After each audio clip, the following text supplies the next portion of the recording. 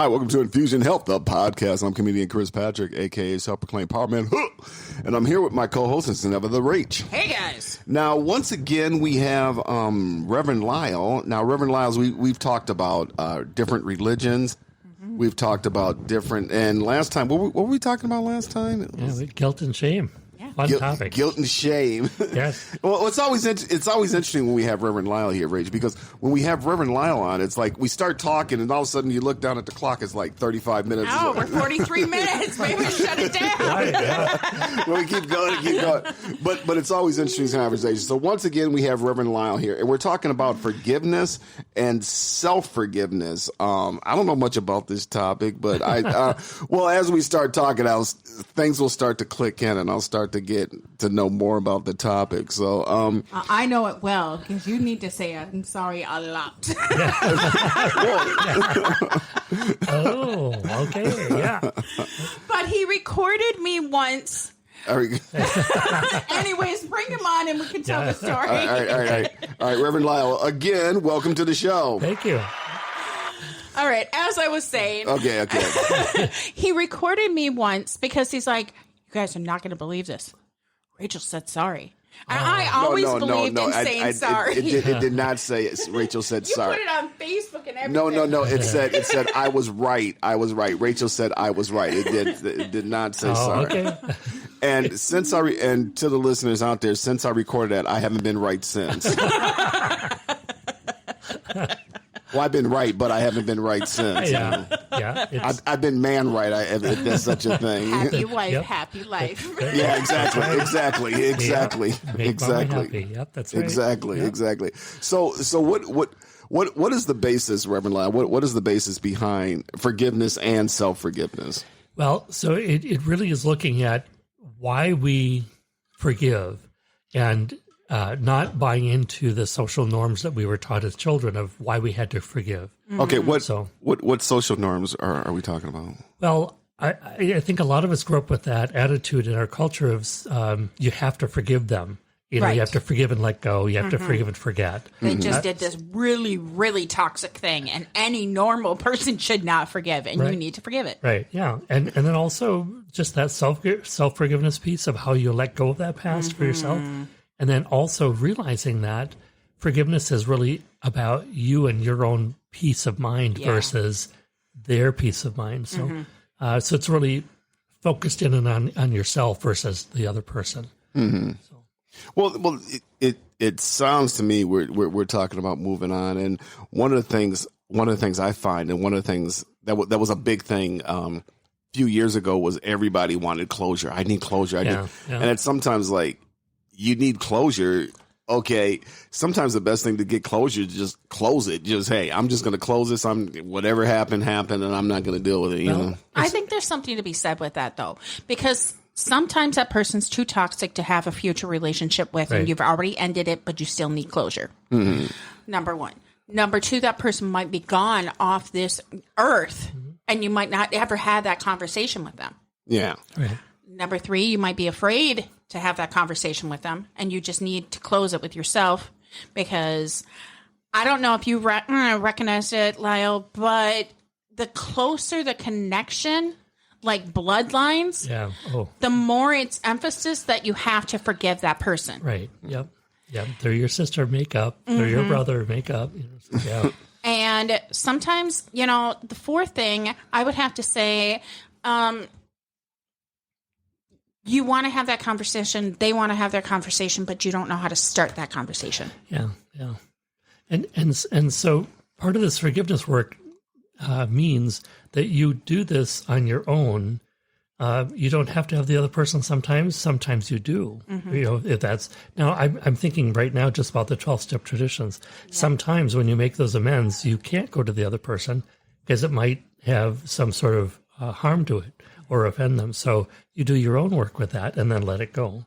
So that's one way of the forgiveness work that we can do if we connect with that other person. So, well, have you in your own experience? Because I know you've done some counseling and stuff like that. Have you worked with anybody who's like, well, my brother or my sister, my father did this. I haven't talked to him in this many years. Yeah, quite a few. So, Yeah. so when somebody comes to you with that, what exactly do you say to them? I mean, when this person just you can talk to this person, I can't forget. What do you do to them? What do you say? Hey, listen, you know. Well, as a chaplain, I just accept where they're coming from, and I try to offer empathy in the place that they're at. So I don't want to try to correct them or say, well, you have to do this, you have to do that. Yeah. So I try to get to the bottom, and I try to empathize, and just say, gee, if they were to die, you wouldn't have that person to ever, like you would say, Rach, I wouldn't have that person ever to say that to. So how can you wrap this up for the best interest of yourself and the other person? I actually had a friend of mine who died of cancer, and I was kind of his family chaplain, and he was alienated from his parents. And so I said, would you be willing to have your parents? He was like, well, no. Right. And I said, but how would it feel to be able to wrap up and have some of that conversation and just know your parents did what they knew to do without that judgment of it being good or bad? Right. So, and that's one of the things is I think is part of the forgiveness piece is realizing most people are not there to actively try to hurt you. It's just they're doing what they know to do, as right or wrong as that is. I think that's a key point because whether they're present or not, Right.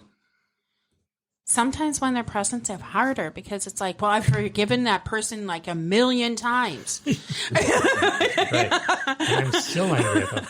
I'm so tired of asking them for apologies and they keep doing toxic things to me. Yeah. And the thing is that the forgiveness isn't for them because it's just a word sometimes to them. Right. Sometimes it's genuine. I'm not saying it's not, guys. Don't come at me with the heat. But sometimes it's absolutely just, I'm sorry, dude.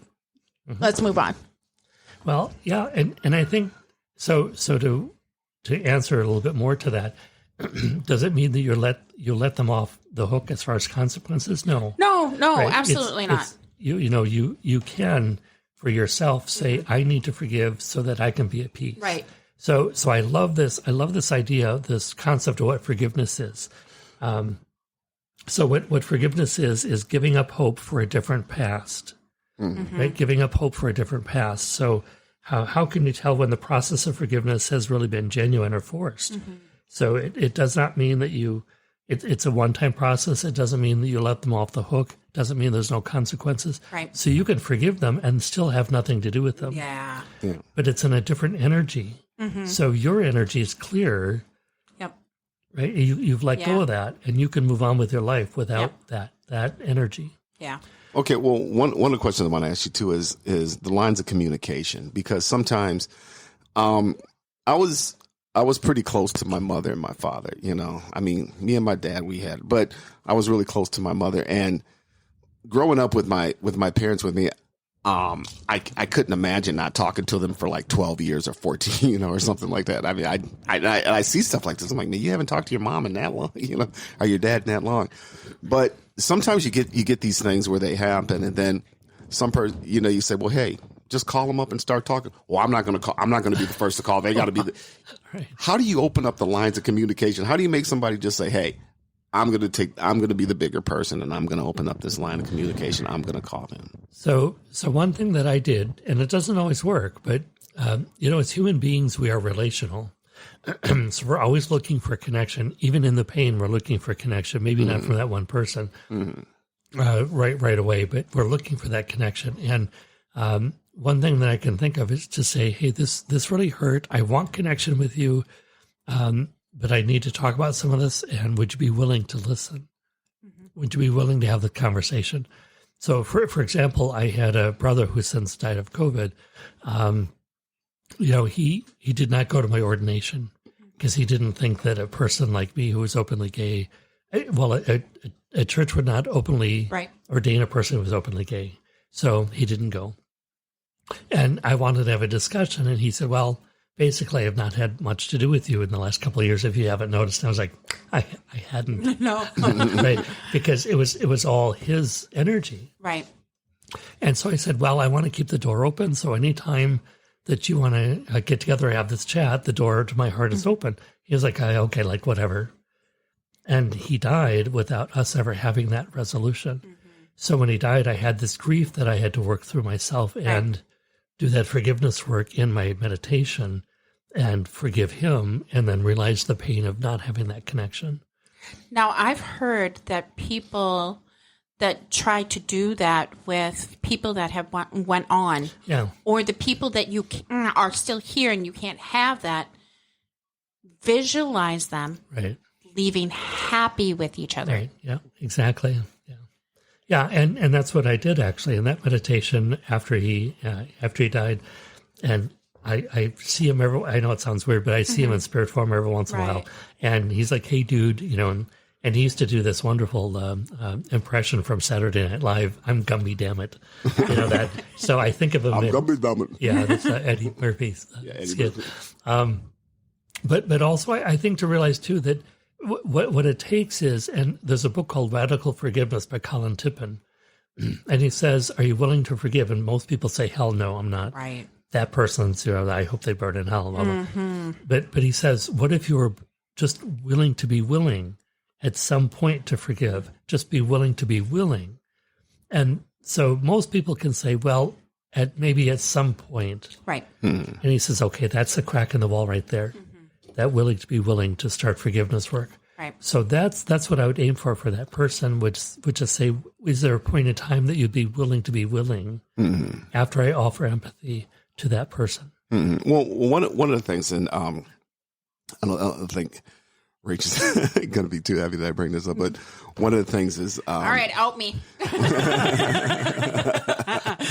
We'll work on your forgiveness afterwards. How me and Rach met were actually through her ex-husband, and her ex-husband, let's just say he wasn't very motivated as far as being taking care of getting a job, taking care of his family, stuff like that. He wasn't very motivated, but me and him are still friends, and it gets to the point to where it's like, well, I was hanging out with him, and she's like, "You're hanging out with him," and it got to the point, and then he's like, "Well, I don't know what the problem is. It's been this many years," and then when I looked back and I looked at it, I went, those scars are really, really deep. Yeah. And it's just like, and I'm not saying Rachel's doing anything wrong or anything like that. I'm saying that those scars are really, really deep. And I mean, they're so deep to where, sometimes like I can't even mention his name. It's like, well, I was hanging out with him, and it's like, and I just went, man, and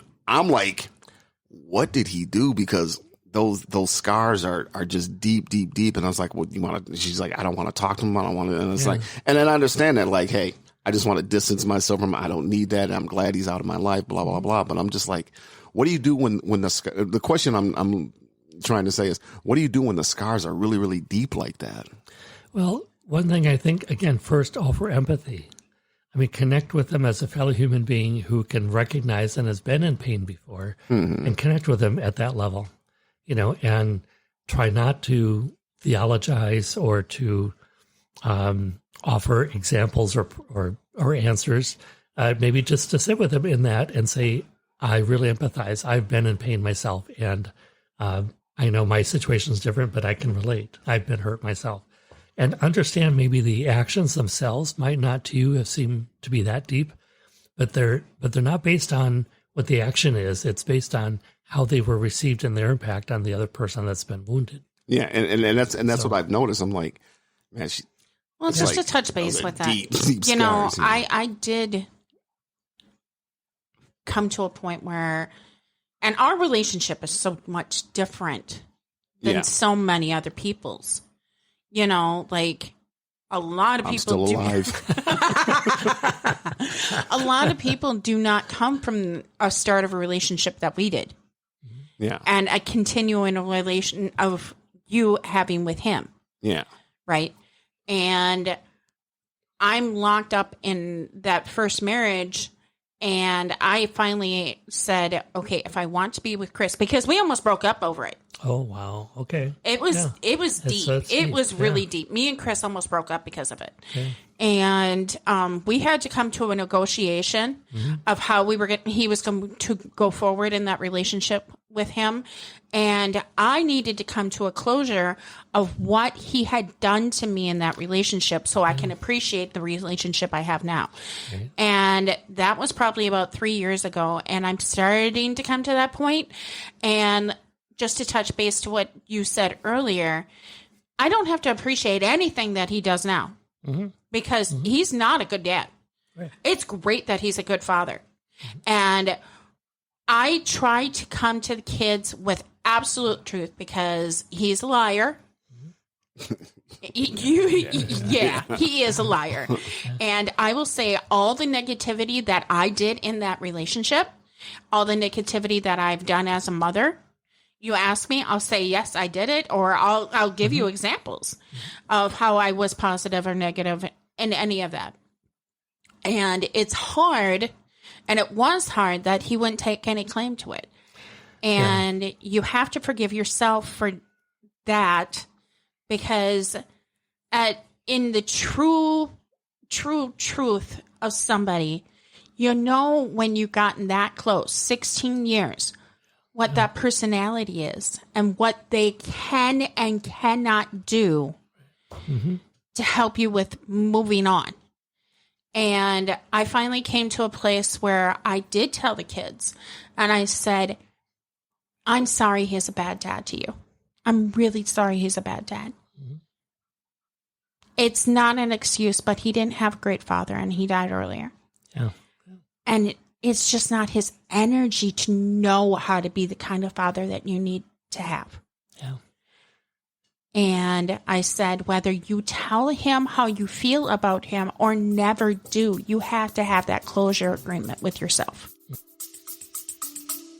Hey guys, we'll be right back. Sit tight.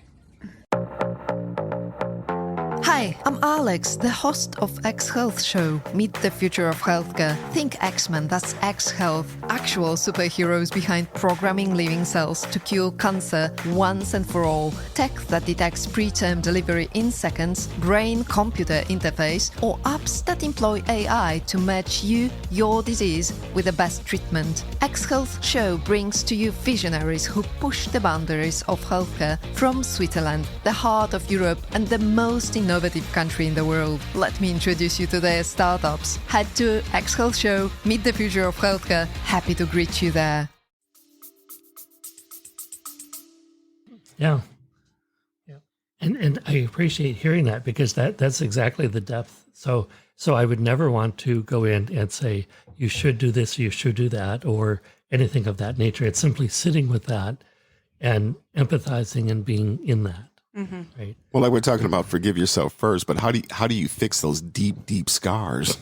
Well, part of that is that what I said earlier with the definition is giving up the hope for a different past. Yeah. Right. You wish it had not happened, right? Yeah, absolutely. I wanted a different future. Right. Yeah. But to let go of the expectation of a different past, Right. and accepting that, as painful as that is, and not making excuses, not saying it's okay, I've forgiven, let go. You know, all of that BS stuff, right? You sit in the pain of that. But also that forgiveness is for you. So do you want to keep carrying that with? Right. So letting that sense of what you wanted as a past, being at peace with not having that, helps you move on. Absolutely. Right. So. And another thing that I realized when I almost broke up with Chris was this will carry on to a different relationship. Right. Yeah. The scars of Chris's and Miguel's relationship with each other, my relationship with Miguel. Yes, I did. Okay. If he has a problem, he can come on. I'd love to have him here. Bring him to the table. Uh-oh. Here we go. We'll call Reverend Lyle today. He can sit on the other end. Rachel, calm down. We'll call Reverend Lyle the referee. Yeah. It's like, and break. Okay. But yes, I mean, I realized that if I end this relationship with Chris, I've still got those scars. Yeah, exactly. Yeah. And even though I did a healing at that moment, it will take time. I cannot heal completely 100% from that moment. So our memories are contained in our body cells. right? So as a former massage therapist, when I would do massage work, people's emotions, the positive, well, as we label the positive and not so positive, come out, right? So our memories are stored in our cells in our body. And so it will take time for all of that to work through your energy. Yeah. Right. So also with self-forgiveness, I want to get to self-forgiveness here for a moment too, because you'd mentioned that earlier. So I think many of us can at some point forgive others, and we can do that easier than forgiving ourselves. And that gets back to the guilt and shame that we talked about last time. So actually I had a good friend of mine one time, and she and I, we were chatting, and I said something about I can't forgive myself. She goes, "Oh, so you're that much better than I am that you can't you can forgive me but not yourself? Why do you think that you're such an egotistical?" And suddenly I was like going, "What? Wait a minute, stop! Like, what are you talking about?" Reverse psychology. What's going on here? Yeah, and I was like, "Okay, hold time out," because she goes, "So you can forgive me, but you can't forgive yourself. So who made you God?" And it was a wonderful lesson because it really took me, and it really took me down a few notches, and I had to really look at that. And I thought, so although I come from a place of never being enough and not being lovable and having to prove myself in that perfectionism, but that can come across as egotistical and perfectionist and better than. And I was like, wow, that is so opposite of what I am aware of. So that really was good for me to learn about that piece of self-forgiveness, and that it's I'm willing to let this go and forgive myself, saying, I did not know differently. I don't use the word better because that's a qualifying word, but I did not know differently. But now that I know differently, I can be differently in the world. And sometimes in that healing, you almost need to put yourself in a third person. Yes. And have that conversation with your creator and recognize the creator already forgave you. Right. Yeah. Yeah. He already forgave you. So why aren't you doing it for yourself? Yeah. It's like, we're waiting. Come on. We're waiting. But then it sometimes too is you accepting this person for who they are. You know, it's like, okay, I was with this person wouldn't get a job. This person would finally just went, hey, you know what? I got to just get away from this person. Yeah. This is who he is. He's not going to try and get a job. He's not going to try and do this. Or I've borrowed this person money. He's never paid me back. Well, I need to stop borrowing the money, no matter what the story is, no matter what. That's forgiveness. And we're on self-forgiveness, which is Miguel, yes, I said it again, giving me some looks from across the table. You guys can feel that, right? Anyways. Cage match. Give me the chair. I want the chair. Oh, no, not the chair. Please, not the chair. Oh, or the ladder. That'd be better. Well, if you go into a cage match and you got chairs and all that, if you come out of that and you're not completely healed, then I will be on the outside of the cage. Yeah. You'll get all your aggression out and everything out from that. It's about him forgiving himself. Yeah. Just like I had to reflect and say, and, there was a lot of things that I struggled really hard to be my best in that relationship, but there was also some really toxic things that I did too. And can I forgive myself for doing those toxic things? I said something very toxic to Vanessa today. I am not telling the listeners, no matter who begs me, but I called Denzel right after, and he's like, Mom, I understand Vanessa is being so much right now, but you had no right.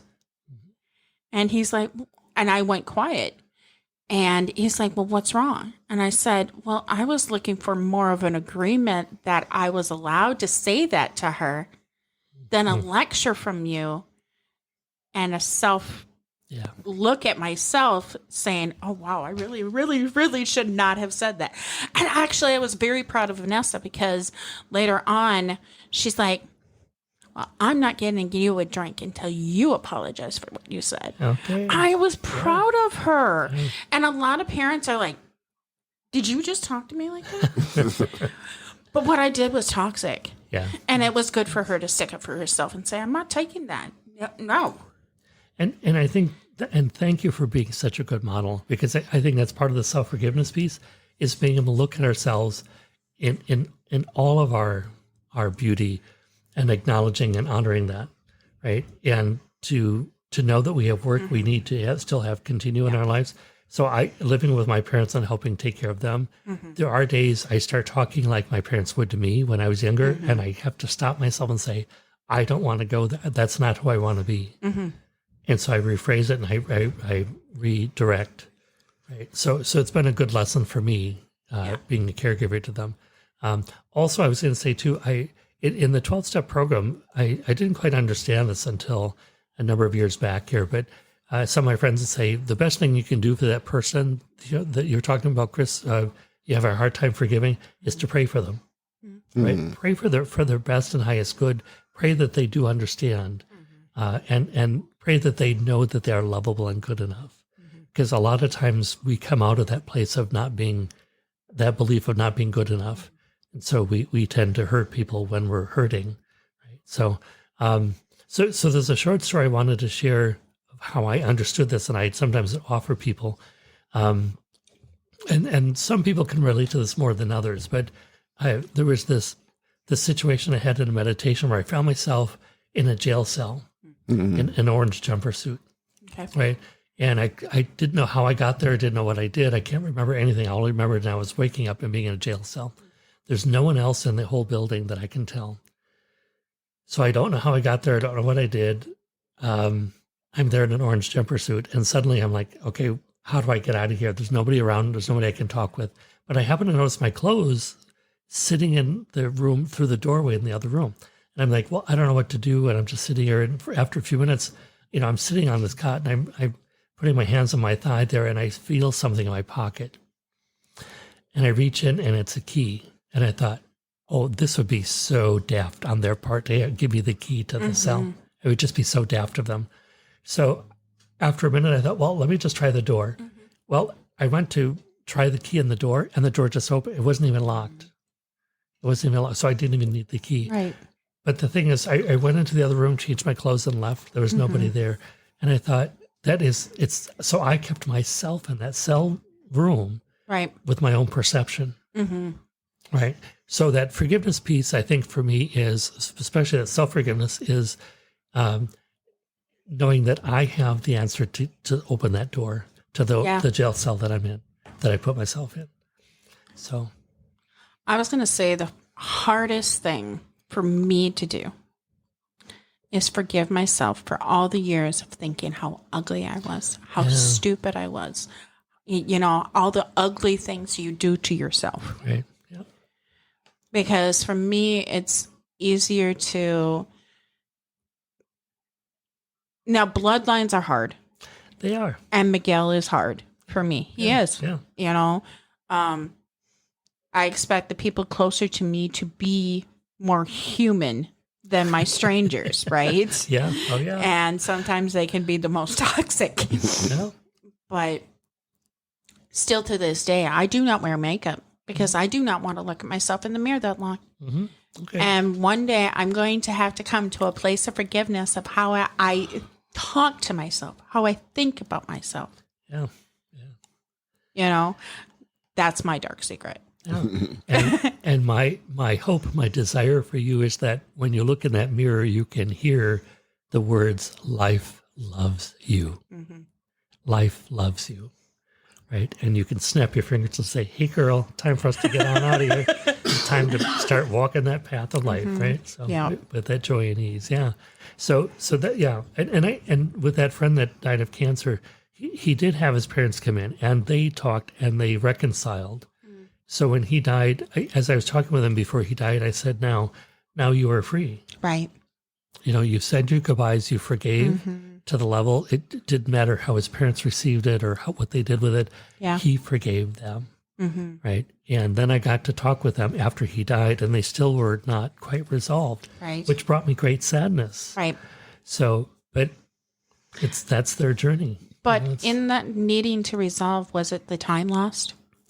I think so, yeah. And I think, too, I haven't talked with him at this depth, but things they said to him when he was younger, I think there's some guilt and remorse there, but they're, how do I put this? I don't think they're ready to admit that to a stranger. Right. Maybe in the family, perhaps, but not to a stranger. So, but he shared a lot of his earlier life, and it was painful. And he let them go, and they were there the day before he died. So what I did, I know this is a little off topic from the forgiveness in a way, but what I did was I had everyone, close friends and family, gather around his bedside. And so I said, this is a time, if you are able to say thank you, the gift you offered me in this life is this. Whether it's laughter, whether it's apprenticing in this job, or whether it's cooking, whatever that is. So everyone in that bedroom went around and said, thank you, your gift to me was this. And his family got to do that. So there's some sense of closure with that. Then and he said thank you to all these people in the room, and then he died the next day. So what I said to him, I said, if and this was a few days before he died, I said, if you have said everything you've needed to say, and if you've done everything you've needed to do, and if you realize you haven't done all of that, and if you can be at peace with that, you can go. And this was one of those last pieces. So he mustered up all that energy, and on that day we had that gratitude circle, and then he died the next morning. I mean, it was just wonderful. Yeah. So, yeah. So Just to see the energy change in that. Yeah. And I think for him, he was at peace. I think his parents were, and then there's some more residual things coming up after he died. So. I had to say, being on his side, I grew up in a very toxic family, but also being a parent myself, which knowing is very humbling. those scars that can be left behind. Yeah. I've never been able to have the conversation with my mother that I've wanted to have, and I've let her know that. But my dad, at the age of 18, if he would have passed away, I would have been fine with that. Yeah. I remembered all the toxic things at age 18. And at age 27, I had a conversation with my dad about that because he had diagnosed bipolar. He grew up in an abusive home. He was a military man. If anybody knows history, those things are not easy. They're not an easy home. No. I was the oldest of 3 kids. I was female, so I was the second mother. And now I do not remember the negative of my childhood because I've had that much forgiveness with my father. Yeah. I remember the positive. Yeah. And I've actually had time. And when he says, I don't need anything for my birthday. I don't need anything for Christmas. I was a terrible father. Like, yeah, you were. You were a terrible father. You're an amazing dad now. Yeah. See, that just warms my heart as you share that, because that's the that's the work of forgiveness right there. So, yeah. And so I'm really glad you shared that. Well, a little bit more with self-forgiveness is because sometimes, and things like that can happen, that, the person can pass away before you had a chance to talk. And some people sit around beating themselves up going, I didn't get a chance. Okay, well, the person's gone now. Now you gotta learn to just say, hey, accept it. Boom. It went on. You didn't get the closure you wanted, but hey, what can you do about it now? So there's a few ways that you can do that. Like what I did with my brother was I have this ritual I do as I go out and I smudge at the full moon and the new moon. And so I sat there and had a conversation with my brother. And, I don't know for sure because I've never been on the other side and then came back. But my belief or my thinking is that people have a much wider perspective of life and experience of life than they had here in the human body. So when we had this chat and there was this forgiveness that worked out. And then he ended it with, I'm Gumby, damn it. And I sat there and laughed and I cried because he was my youngest brother, right? So, and just all the times that we had going to White Castle and all these other memories we had. And but some other people too, what I've done is, I've had friends sit in a chair and me talk to them as if they were that person, right? Or I speak to an empty chair and in prayer and meditation and wait to hear that response. So there are ways that you can go about working through that forgiveness that are quite effective for some people. So, and that's the thing too with, like I said, with self-forgiveness or with forgiveness is sometimes it may be hard to forgive that person because I think I got an aunt. My aunt, she hasn't talked to her daughter. I think she just recently talked to her daughter, but it'd been like 12 years since she had talked to her. And again, it's like, man, But, we're talking about the parent needing to be forgiven. I think sometimes we fail to recognize that children, even young adults, are immature in their brain thinking. Yeah. We're not. Right? And they're not you might look at them and say, well, when I was your age, I did this. Yeah. I'm looking at my daughters. They're 20. When I was 20, I was a mother. I'm very happy I'm not a grandma. Don't make it. I'm not in a hurry to be a grandma. But I was in a different state of mind because I was forced to be in that state of mind than they are. They have more time to be immature and play around with that and stuff like that. And sometimes they do very toxic things. And I'm like, nope, we're not doing that. Where I forgave you easily when you were 5, a little bit harder with discipline when you were 10. At 15, I was listening to a lot of things that you were spewing. But now at 20, you're an adult. You're the start of an adult, and you need to learn what an adult conversation and relationship is. Yeah. And that can be challenging. I mean, there could be a whole other topic about the child-parent relationship. I know as the eldest child in my family, I forget what age, but I was in my mid-20s. And I remember saying to my mom and dad, I said, how the hell did you do it? Like, you raised 6 children. Yeah. And they were young, and my dad was a barber, and so he was self-employed. And I said, how the hell did you do this? I mean, 6 children, and my dad kind of snickered, and my mom smiled, and she said, well, you just do. Yeah. And I said, but I sat there and was like, I'm just amazed thinking back of how you made this work. Right. With 6 children and being self-employed. So there was that respect that I came to in my mid-20s regarding my parents. Yeah. And now that I help take care of them, they're really, really, just really warm times. But there's a strong connection. And with my mother, I love her so much. And I know I'll be at peace when she dies. When she dies, I'll be sad, but I'll be at peace. Right. My dad, I still have some forgiveness work to do. But I find myself sometimes with my dad, as if I'm talking to me when I was younger.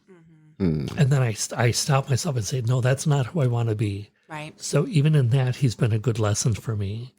And so then I'll go back and see I grew up with my dad never apologizing. Right. Never apologizing. It was the times, very much. Yeah. Men are men. Right, yeah. So letting go of a different past for me was knowing that I'm never going to hear, I'm sorry. Right? He would always make nice. Right.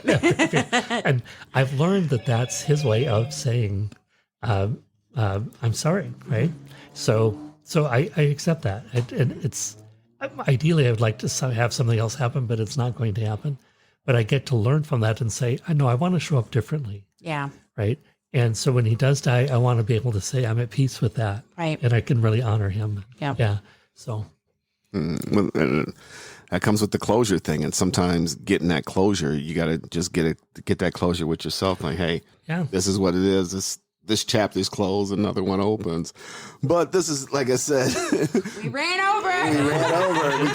We keep talking. Oh, gosh, we keep talking. Next thing you know, it's like, whoa, this is over. So should I stay for supper? Well, I'll let Rach close us out, and if you want to get in touch with Reverend Lyle, all that will be in the show notes, and I'll let Rach close us out. All right, Reverend Lyle, thank you for joining us once again. Looking forward to a future conversation again. You guys, guilt, shame, forgiveness, self-forgiveness. You have to do what's right, and even if it's choosing to be the higher person, and having that silent moment and forgiving that person for all the toxic things, whether they're here or not, whether you choose to have a relationship with them going forward from that forgiveness or not. Have a great one. Take it easy.